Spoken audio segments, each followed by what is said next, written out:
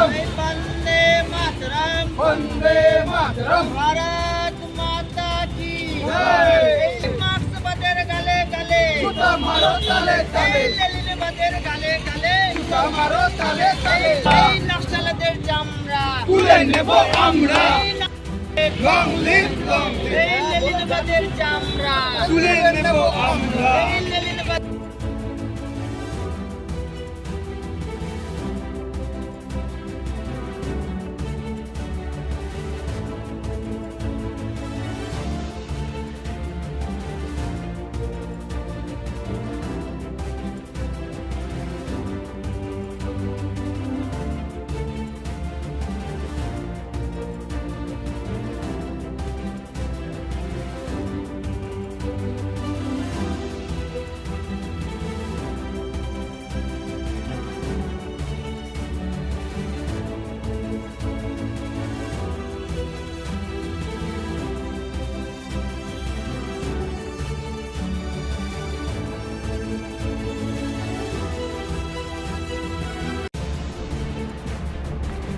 যাদবপুর কাণ্ডের প্রতিবাদে হেমতাবাদে এবিভিপির বিক্ষোভ।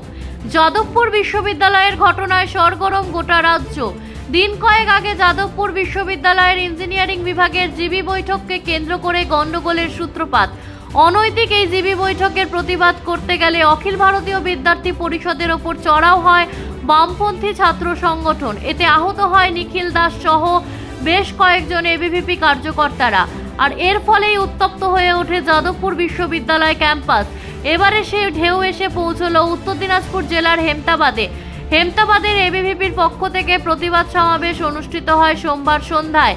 এদিন সংগঠনের কার্যকর্তারা সমবেত হয়ে স্লোগান দিতে থাকেন। বামপন্থী ছাত্র সংগঠনের উদ্দেশ্যে কড়া বার্তা দেন নগর সভাপতি প্রভাতচন্দ্র সরকার। তার বক্তব্য, বামপন্থী ছাত্র সংগঠনের সদস্যরা বিশ্ববিদ্যালয়ের পড়ার পরিবেশ নষ্ট করছে, নিজেরাই ভাঙচুর ও অগ্নিসংযোগ করে মিথ্যা রটনা রটিয়ে কালিমালিপ্ত করতে চাইছে বিদ্যার্থী পরিষদকে। তার বক্তব্য, এখানে দেশবিরোধী নানা কার্যকলাপ সংগঠিত হয়, তা কোনোভাবেই বরদাস্ত করা যাবে না বলে চরম হুঁশিয়ারি দিয়েছেন তিনি। অপরদিকে সম্পাদক জয়পাল জানিয়েছেন, যাদবপুর আমাদের কার্যকর্তাদের আক্রমণের ঘটনার তীব্র প্রতিবাদ সংগঠিত করলাম আজ সন্ধ্যায়। হাতে প্ল্যাকার্ড ও মুখে স্লোগানিং নিয়ে সন্ধ্যায় হেমতাবাদ বিডিও অফিস মোড় সরগরম করে তোলে এবিভিপির সদস্যরা।